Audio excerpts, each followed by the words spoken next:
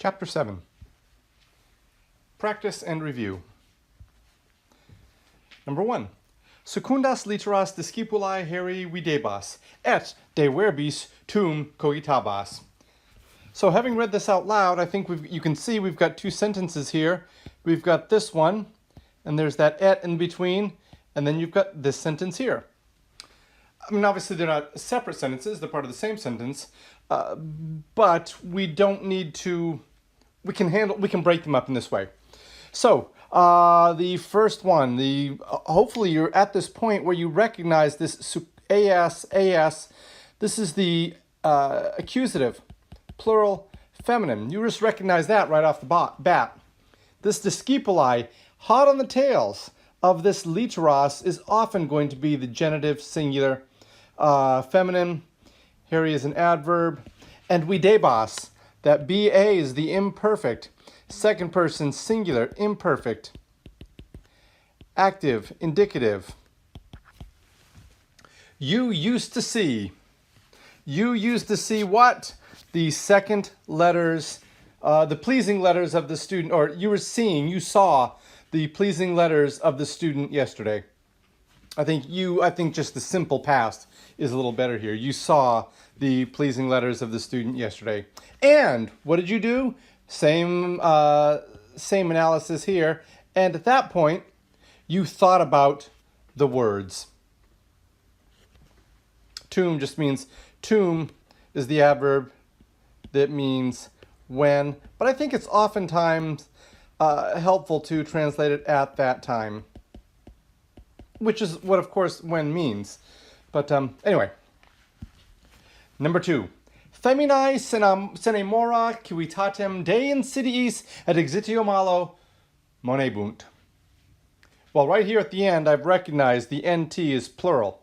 And if I go back to the beginning of the sentence, I see the subject, the first word, is nominative plural. So, nominative plural, feminine, the women will warn, monebunt, third person plural, future, active, indicative. The women will warn. And now let's just jump right back into the sentence in the same word order that we were working on. Senemora, the women, without delay, senemora. This is the ablative singular feminine. Why is it the ablative singular feminine? Because the preposition sine always takes the ablative. The women, without delay, what did they do? They warned the state, accusative, singular feminine, day, about these things, about the ambushes, the treacheries, the ambushes, the plots. Yeah, the plots, that's a good one. And about destruction. It's not about evil. Malo, well, exitio is ablative singular neuter, and malo modifies it. So it is not about the evil, it is about the destruction. I mean, in the destruction, the exitio is evil, of course. That's why we're using it there. But it's not evil the noun, it's evil the adjective, which is annoying, perhaps, that we have it that way. But the women, without delay, will warn the state about the plots and the evil destruction. Number 3. Rex et regina igitur cras non audebunt, ibi remanere. This one's a little different. As we read it out loud in English, hopefully you saw that this is the subject. Well, it's two subjects. Singular subjects, but together they're plural. And notice the last word is not the main verb. The last word is the infinitive, the complementary infinitive. The present active infinitive used as the complementary infinitive. So, this, the third person plural, future, active, indicative, they will dare. Who will dare? The king and the queen. Igitur, therefore, will dare, or actually will not dare, to remain there tomorrow. The king and the queen, therefore, will not dare to remain there tomorrow. Interesting note on cross. Cross equals tomorrow. Pro is, as you know, pro or con, pro equals for. So procrastination is something, yeah, we'll do that tomorrow. That'll be for tomorrow. How's that? Literally for tomorrow. Number 4, mores graecorum non erant sine culpis vitiisque. Well, as we read it through, we saw this is the verb, it's plural. We can reconfirm in our head that mores is plural, that's the subject. When you have a genitive right after a noun, good, that goes right together, genitive, plural, masculine. The morals of the Greeks, erant, were not. And then were not, the third person plural, imperfect, active indicative. The morals were not without two things, without faults and vices. The customs, habits, morals were not without faults and vices. Morals of the Greeks, sorry. Customs of the Greeks. Number 5, quando homines satis virtutis habebunt. When. Notice that when the subject is interrogative, we don't need to put that ne there, but homines is nominative, plural, masculine. Nominative, plural, masculine. Habebunt, third person, plural, future, active, indicative. When will men have, hold, possess enough? Satis is a noun. Satis is an indeclinable noun. A noun, it's indeclinable. It's always satis. It's very indeclinable. It's only one of a few that are indeclinable. And this is, but it does take the genitive singular feminine. And we say, and it is enough of virtue, is what the Latin says. We wouldn't say that in English. We would simply say enough virtue. Rarely do we use enough of. Well, not rarely, that's not true. We do say, I have not had enough sleep, but I have had enough of your foolishness, for example. So how do we determine? What is this rule we have in English where we say, when do we determine in English to say enough of versus enough? I've had enough sleep, I've had enough pizza, I've had enough of that. Yeah, isn't that interesting? We say, I've had enough of that, but we do say, I've had enough sleep. I mean, it's very, very, very peculiar, isn't it?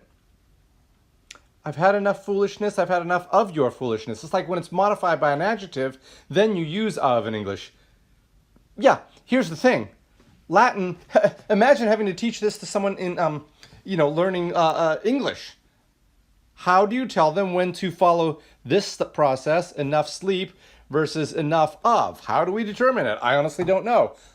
Fortunately, I don't have to worry about that right now. Latin always uses the enough of construction, despite the fact that that may not be the best way to translate it in English, okay?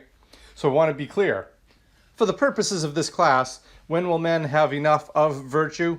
That's fine. It's not great English, but you've demonstrated your understanding of Latin. But good English is, when will men have enough virtue? Because, once again, in English, we do it two ways, and Latin only does it the one. Number 6. Corpora vestra sunt sana et animi sunt pleni sapientiae. This et right here in the middle indicates these are two sentences. And the subject, or the verb of these, is sunt. This one, third person, plural, present, active, indicative. They are and they are. Sunt, sunt. And oftentimes, very, very, very often, when you use sunt, or the verb to be, whether it's present tense, past tense, singular, plural, you can keep the same word order. The bodies, our bodies, okay, so we'll switch that around, are healthy, and minds are full of wisdom. See how that works? And I think I translated it, our bodies, it's your bodies. So if any of you caught that, wondering what I'm talking about, I just spoke too quickly. Your bodies are healthy, and your minds, are full of wisdom. Yeah, you can take vestra, of course, grammatically goes with corpora. Nominative, plural, neuter. But logically, it will also applies to the anomy. Romans aren't going to repeat the vestra, period. Yeah, I mean, they might. That's a little strong stance on my part. But the Westra, the your, they've already used your bodies in the sentence. A Roman would be perplexed at our wanting to use your again. I mean, we almost have to have it in English. Your bodies are healthy and your minds are full of wisdom, okay? We almost have to use that second your in the sentence. And the Roman would find the English very peculiar. The Roman would be like, why? You just used it, what? 1, 2, 3, 4, 5 words ago, and you can't remember it's your again? So yeah, be comfortable throwing in words again, because I think the oddness, the peculiarity is in the English, not in the Latin. Number 7. Propter mores humanos pacem veram non habebimus. Now, as I was going through this, I was like, I was thinking, not nominative, not nominative, not nominative, not nominative, not nominative, not nominative. In other words, there's no subject here. So we have to get the subject from the verb we will. This is the we part, the mus is the we part, the bi is the future part, the habe is the having part. We will have, or in this case, we will not have. We will not have. What will we not have? Pacem, accusative, singular, feminine, and what kind of pacem? True pacem, true peace, propter, because of human morals, because of human habits, because of human morals, we will not have true peace. Number 8, poteritne curitas pericula temporum nostrorum superare. Well, here we go. We see the right lot. This very first word is loaded. Ne shows its question. Poterit, third person singular, future, active, indicative. And so, if I just tell you this one word, if I just say poteritne, you would know A, its question. B, you would know to look for a complementary infinitive somewhere else in the sentence, because that poterit can't be by itself. You need to complete the thought. Will he be able? Or she be able? Oh, and then we get the civitas. Not he or she, but the state. Will the state be able? Will the state be able what? Well, something about the dangers. Will the state be able to, who knows what? We haven't gotten to the verb yet. I mean, the complementary infinitive yet. Will the state be able, something to do with the dangers, genitive, plural, neuter, of our times. Superare, overcome. There's my complementary infinitive. Will the state be able to overcome the dangers of our times? Now, I obviously presented this in the order in which it comes because that's how the Latin is and that's how the Romans spoke and that's how we want to appreciate the Latin language. But if you're sitting there struggling at 11:30 at night, just run to the end and get the verb. Will it be able to overcome? There you go. And finish off the rest of your sentence. Obviously, I want you all to appreciate the language, but I also want you to be able to translate it. The appreciation will come. Don't worry about that. Number 9. Post bellum multos libros de pace et remediis belli videbant. So, as I was going through it, just again, as before, not nominative, not nominative, not nominative, not nominative, not nominative, not nominative, not nominative, not nominative, not nominative. So, therefore, we have to grab the subject from here. We have to grab the subject from the verb. They were seeing or they saw. So, let's take this in the word order. After the war, now we insert in this spot because that's where we want it in English. They saw, this is where we want it in English, not in Latin. After the war, they saw many books about peace and the cures of war. So after the war, they saw many books about peace and about, the day goes in there again, about peace and the cures, the remedies of war. Number 10. Officia sapientiamque oculis animi possumus videre. Great. I hope you saw, there's that possumus as you were going through it. First person plural, present active infinitive. And I better see, indicative. And I better see an infinitive in there, and sure enough, there it is, videre. The present active infinitive. and it is the complementary infinitive. We are able to see. We are able to see what? We are able to see this, officia sapientiamque, these two things. This is accusative plural neuter.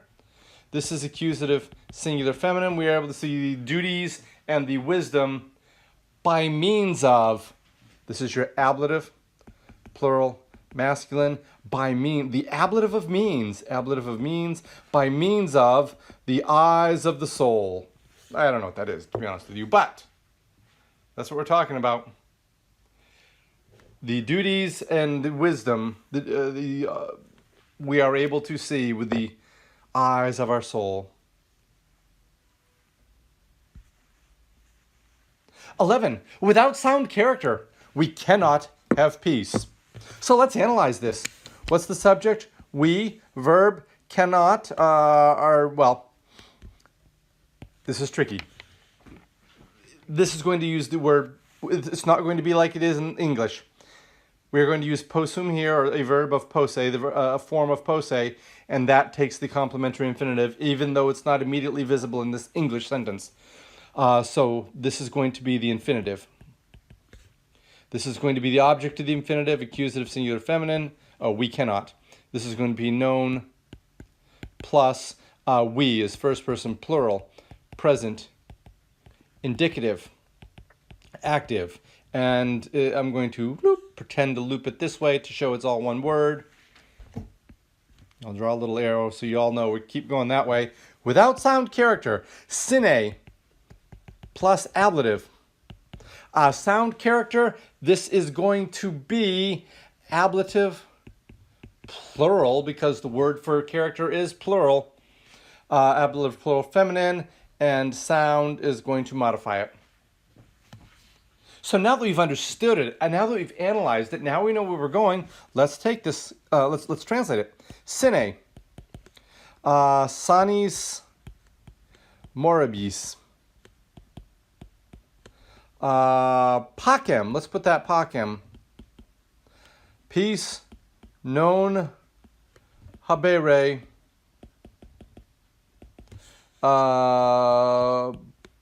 possumus. Without sound moral, sound character, we are not able to have peace. I'm a little iffy on the word order here in the second part. I don't know what sounds the best. I'd be tempted to, I don't know if I want to flip-flop the pacem and habere, but certainly for our purposes it doesn't matter at all. As long as you understand it, as long as you analyze it, we're good here. Number 12, many students used to have small time for Greek literature. So, subject, students, verb, used to have. And this is not the, okay, in English we do have the word used to. Used to equals accustomed to. And that's a different construction altogether. This used to is simply we were in the habit of, and that's the imperfect tense. And so it's third person plural, imperfect, active, indicative of the verb have. Many will modify students, nominative, plural, masculine. Time is your accusative, singular neuter. Small is going to modify time. And for Greek literature, well, we're going to make that dative. Dative, plural, feminine, because literature is going to be plural. Let's just get this out here. Many students, multi discipuli, many students, a little time, tempus parvum. Yes, I know. Remember, your vocabulary word is tempus temporis neuter. That means the tempus is both nominative and accusative, and it's the same form for both. Little time for Greek literature. Literis Graikis. And then let's get the use of the verb in here. Habe, ba for the imperfect tense. Habebant. Multidiscipuli tempus parvum literis Graikis habebant. Many students used to have small time for Greek literature. After bad times, true virtue and much labor will help the state. After bad times is a prepositional phrase. We're going to use after, I guess we can use post plus the accusative. Times is accusative, plural, neuter. After bad times, this is virtue and labor. Virtue is nominative, singular, feminine. True modifies virtue. Labor is nominative, singular, masculine, and much modifies labor. Will help is the third person plural because both, it's two things. Obviously, virtue is singular, labor is singular, but they are two things. Third person plural, future, active, indicative, and state, there's no word for the, is accusative, singular, feminine. So let's go ahead and translate it. After, post. Multa tempora. After, multa, not multa, mala. My mistake. Let's get this. After multa, not multa, mala. After bad times. True virtue. Virtus vera. Seems peculiar, doesn't it? Because I've chosen a word. Virtus ends in a US. And heavens, you learned just a few weeks ago that virtus, US, is a masculine ending. And yet, here I am modifying it with a feminine verb. But remember, this is a third declension noun. And in the third declension noun, the nominative, all bets are off. It can end in an X. It can end in a US. It can end in whatever you need it to end in. And in this case, it ends in a US, but it is still a feminine noun. Virtus, true virtue. Et, and, much labor. Multus labor. Again, OR. It ends in an OR, but that's okay because it's the nominative singular masculine, which is why this multus ends in a US because the noun is masculine. The state, civitatem, and they will help bunt.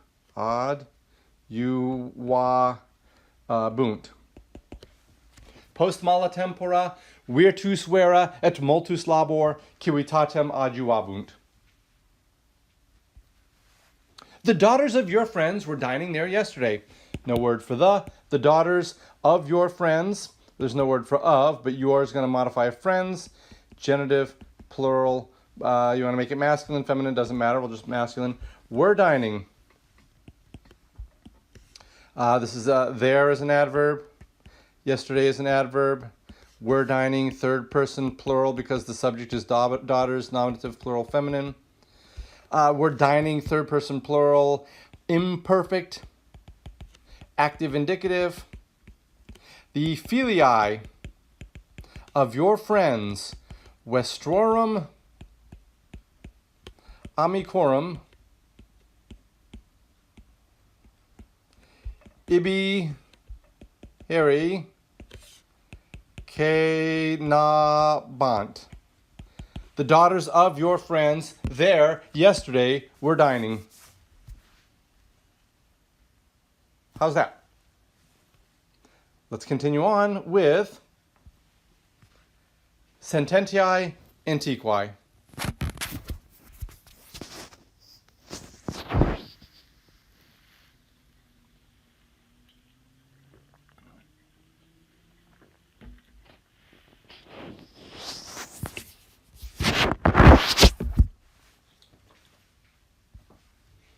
Homo sum, I am man. How's that? Number 2, nihil sub sole novum. Nothing new under the sun. This isn't even a complete sentence, I'm aware of that. Don't know what to tell you. Nothing new under the sun. Phrase we even use today. Number 3, Carmina nova de adolescentia virginibus puerisque nunc canto. Nunc canto. Now that you get to the end, canto is first person singular, present, active, indicative. And here's the thing, because at the beginning, Carmen and Noah, that could be the subject, that could be the object, you don't know, Carmen and Noah, but now that we've determined, by reading through all the way, notice we've read it through all the way in Latin, and when we got to the end, we saw, oh, canto is first person singular, that is my subject, is I sing what? Accusative, plural, neuter. I sing songs, what kind? New songs, about youth, about youthhood, about youth. And verbs of giving, showing, or telling, and singing is a form of telling, take the indirect object. So this is dative, plural, and the virginibus is feminine, and the pueris is masculine. I sing new songs about youth to boys and girls now. Number 4, laudas fortunam et mores antiquae plebis. This one's peculiar. It starts right out with the verb, well, and the subject too. Second person singular, present, active, indicative. You praise the fortunam et mores, the fortune and the morals, the customs of the ancient people, of ancient people, whoever they are. That's all there is to that one. Number 5, boni propter amorem virtutis peccare oderunt. Here, this one, first, last works, the good hate. And this is nominative, plural, masculine, and this is the substantive use of the adjective. The good, because of, on account of, propter amorem, on account of the, amorem is the accusative singular, that's just a stray mark, accusative singular masculine, because propter takes the accusative, because of the love of virtue, genitive, singular, feminine. Notice, if a candidate, if a word comes right after a noun, if the noun right after a noun is a genitive, or is a candidate for being the genitive case, it's probably going to be it. In other words, the genitive is often going to be right after the noun, it's the genitive of. The good, because of love of virtue, hate to sin. 6, sub principe duro temporibusque malis audes esse bonus. This one's tough. Sub principe duro. Sub is a preposition that takes the ablative. Prep, I'll call it prep, plus ablative, okay? Principe duro, under a harsh leader, ablative, singular, feminine, and, I guess that's an F, and under times, ablative, plural, neuter. What kind of times? Bad times. Under harsh leader and bad times, second person singular, present, active, indicative. You dare to be, complementary infinitive, good.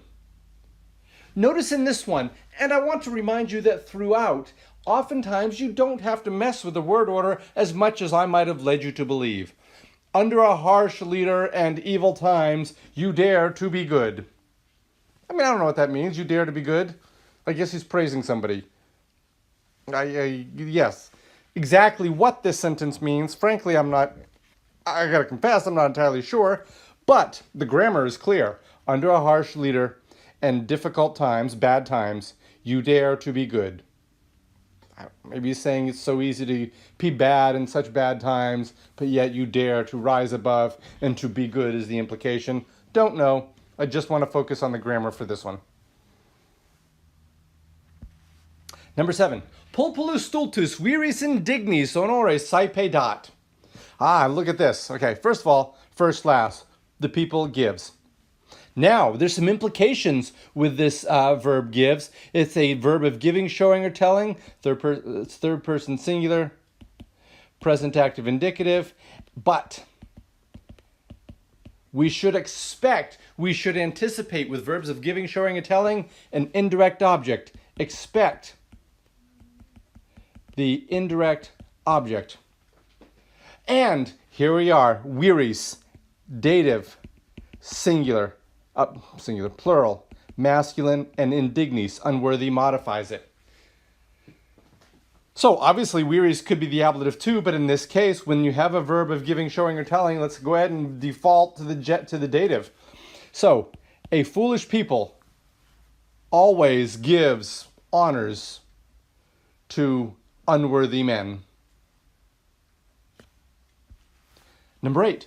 Nomina stultorum in parietibus et portis semper videmus. When I've got now, notice, I've read it all the way through in Latin, and as such, I've gotten to the end, videmus. I know videmus is my subject. The nomina by itself is a candidate for subject. It is plural neuter, okay? It is a candidate for the subject, especially there in the first position. But because I already know that we see, first person plural, present indicative active, then nomina just has to be the accusative. The names of foolish men in parietibus et portis. We always see the names of foolish men on the walls and gates.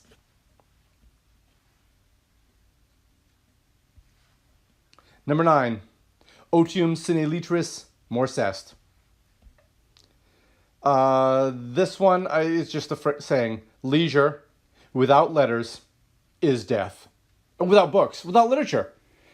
Man, if I got a few minutes of free time and I don't have a book, it kills me. That's what they're saying. It's no more complicated than that. I mean, once you understand the context, it makes it a little bit easier, admittedly. But you're like, leisure without letters, death is what? No, leisure without literature is death. And when we do the same thing, is death? It's killing me. You're killing me, Smalls. Multi nationes servitutem tolerare possunt. Nostra civitas non potest. Praeclara est recuperatio libertatis. Lots of sentences here. Let's break it up. Something manageable. Multi nationes servitutem tolerare possunt. Many nations.